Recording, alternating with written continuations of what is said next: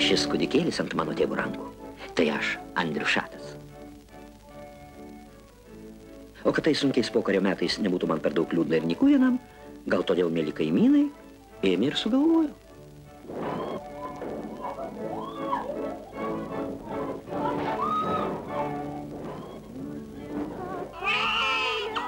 Ne ką kitą, o Liuciną, Liuką Kaminskaitę.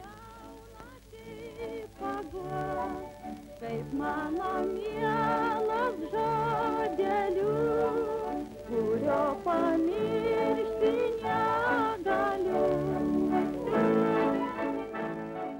Sveiki, mėlėjai. Kuo kvepia tikra lietuviška duona? Be abejo, kad riešutais. Šiandieną kalbėsime apie riešutų duoną.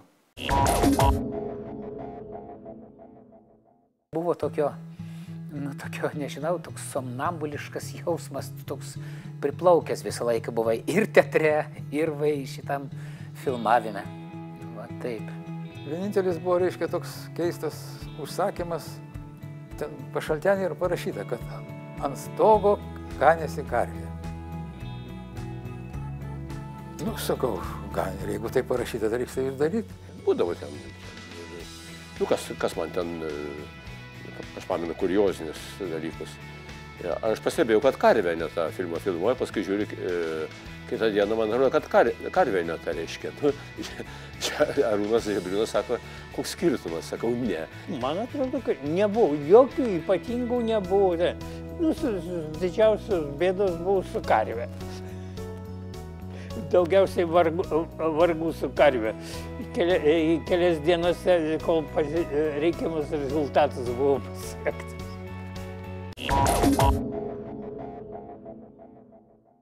Riešutų duona – tai Sauliaus Šaltenio knyga ir 1977 metais Lietuvos kino studijoje kurtas meninis filmas.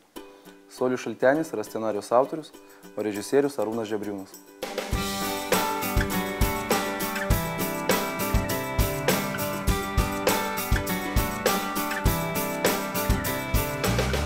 Arūno Žebriūno režisuotoje juostoje įvykių seka atitinka eiliškumą knygoje. Tačiau režisierius kai kurios epizodus pašalina, o kai kurios prideda. Kaip pavyzdžiui, Andriaus Šato perkama karvė Liukai šio epizodo nebuvo apysakoje. Tačiau režisierius jį įtraukė į ekranizaciją. Pučitrelio jis apie mano karvę. Jūs ją parduodat? Pinigų turi. Va.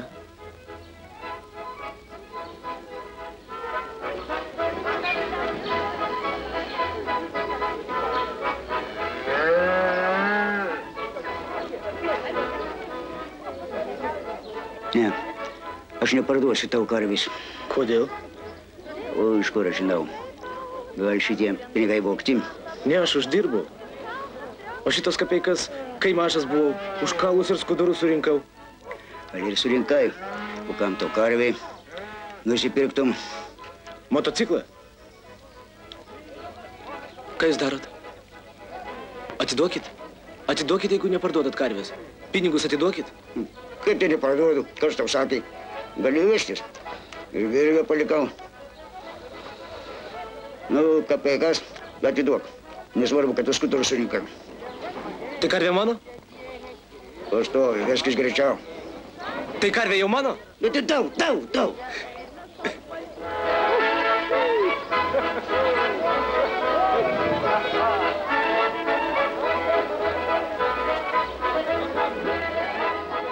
Viskas gimė iš apysakos Riešutų duona, o ta apysaka gimė todėl, matyt, kad sutikau tokią mergaitė vardu Lola iš Argentinos. Ir aš norėjau jai papasakoti kažkokią istoriją. Ir aš jai diktavau, jinai rašė, ir ten yra daugybė jos, kaip čia sakyt, pėdsakų. Ten ir nosį papasako, kaip prasikrapšo, kad išeiti iš klasės. Ten, ir kitokie dalykai. Ir buvo labai toks smagus, gražus rašymas. Ir buvo toks, jinai išmokė mane džiaugtis gyvenimu. Ir va taip labai lengvai, maloniai buvo šitas, be jokių kančių, be prakaito dalykas sukurtas. Paskui atėjo jauni aktoriai, paprašė padaryti iš to pjesę, aš jiem padariau, reiškia, jaunimo teatre ėjo ten daug metų, Škac mirtie vadinasi, reiškia, tą spektaklį pamatė Žebriūnas ir daugelis tų pačių aktorių nuėjo į kiną ir suvaidino tos pačius vaidmenis. Ten ir Latėnas, ir Kazlauskaitė, ir ten ir kiti.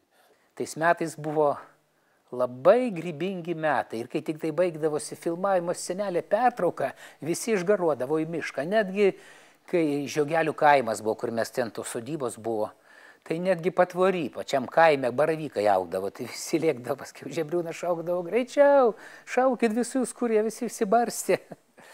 Ja. Žebriūnas pakvietė, kadangi mes esame abudu baigę Dailės instituto, buvo dabar akademijos architektūros fakultetus. Gerai viens kitą pažinojom. Jis žino, ką aš galiu, o aš žinau, ką jis gali. Nu, pasitikėjo manim ir pakvietė. Su Mockum kartu, reiškia, darėm ne vieną filmą. Su Žebriūnu aš nežinau, čia turbūt antras ar trečias filmas. Irgi taip, jau sakant, esam geri santykiai su juo. Jis žino, ką aš galiu, o aš žinau, ką jis nori. Ir tai, kaip sakant, pasitikėjimas viens kitų buvo pilnas.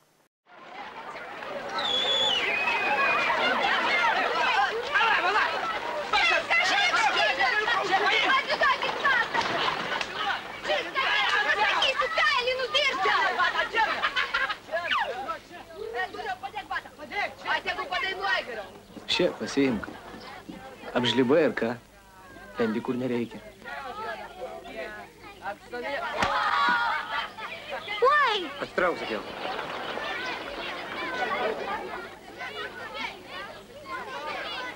Matei?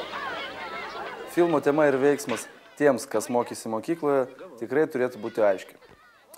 O tiems, kas neskaitė arba galbūt pamiršo, aš papasakosiu. Pagrindiniai veikėjai Liuka Kaminskaitė ir Andrius Šatas. Jie beprotiškai myli vienas kitą. Bet Liukos tėvai nemėgsta Andriaus tėvų, nes Andriaus tėvai neva Liukos tėvams pardavė dviestančią karvę. Įsivaizduoji, peliukštį. Karvė. Kam Liukai? Ot psikas. Aš nieko daugiau nemoku. Kas darė tame? Tas, kas stovi. Parodyk dantis. Baigtų.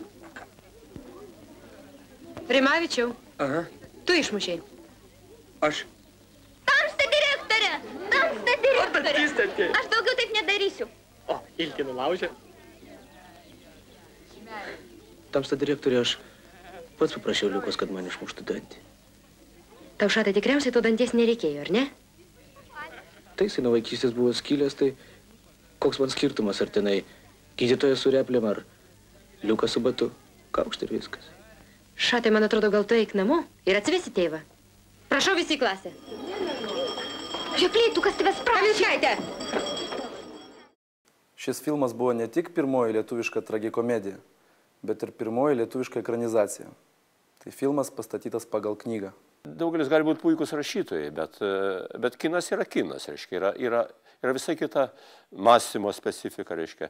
Nu, o man, aš esu tarp kino ir teatro, reiškia, ir aš darau dabar tokį, statau savo pjesę Jasonas ir toks kinas ir teatras kartu, reiškia, ir stambus planai kokie yra, galima teatre padaryti, reiškia, lygiai kaip ir kine. Tai Žebriūnas kažkada, nepamenu, yra, jam Žebriūnui tai aš esu geriausias Lietuvos režisierius. Šitas ne režisierius, o scenaristas, jam dramaturgas. Ir aš dirbau, kaip čia sakyti, aš dirbau redaktorium ir ta prasme, reiškia, pritaikyti kinui ir teatrui, man yra toks, kaip čia sakyti, labai lengvas dalykas, reiškia, ten. Neseniai buvo Pauliaus Širvio minėjimas, mes turim tokią literatūrinę kompoziciją ir skaitėm toj pievutėj, kur buvo namas Širvio. Na ir po to prie manęs priėjo mano klasiokė, Danutė, o jos anūkė, žiūri, šypsosi mane, sako, mes jūs prisimenam ir labai jūs mylim iš riešutų duonos. Anūkė. Tai vat, paskutiniai atgarsiai. Aš nežinau, kaip vertinti. Seniai nemačiau aš jo. Taip, kad aš vertinti negaliu. Man atrodo, padaryta, tai jau padaryta. Aš niekada nesistengiu žiūrėti. Didžiausia kančia yra žiūrėti savo darbą, kada reikalinga užbaigti, kada kopijas spausdini. Ten visas begaliniai nusibosta tavo filmas, kad tu negali jo iš viso virškinti. Viskas baisu, matai vien klaidas, nieko daugiau nematai.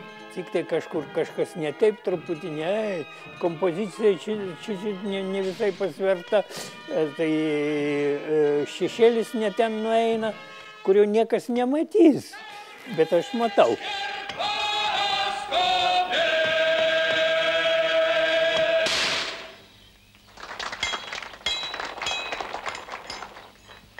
O dabar lietuvių liaudies daina, harmonizuota Antano Šato, Sėdėjau aš darželį. Solistė, miestelio kirpėja Irena Meškutė.